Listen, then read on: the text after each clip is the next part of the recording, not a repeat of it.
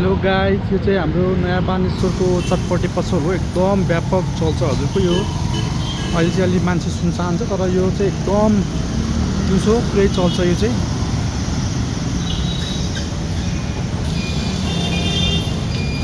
यो हाम्रो शमशान भवनको यो पछाडिपट्टिको गेट हो यो।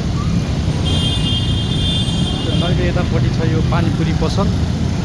यसमा पानीपुरी पनि लास्टै मिठो हुन्छ। पानीपुरी चटपटे हजुरहरूले के खान्छ त्यो सबै। यताबाट चाहिँ अनामनगर जाने बाटो हो यो।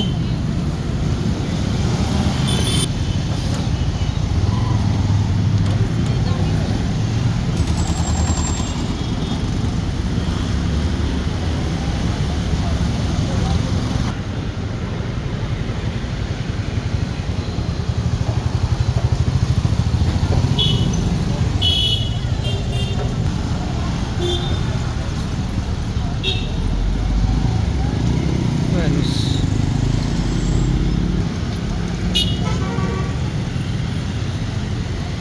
हजुर बानेश्वर आउनुभयो भने चाहिँ यो चटपटे पसल चाहिँ चटपटेमा चाहिँ एकचोटि खाएर जानुहोस्, एकदम मिठो बनाउनुहुन्छ। यो चाहिँ हजुरको पुरानो बाटो जाने बाटो भयो।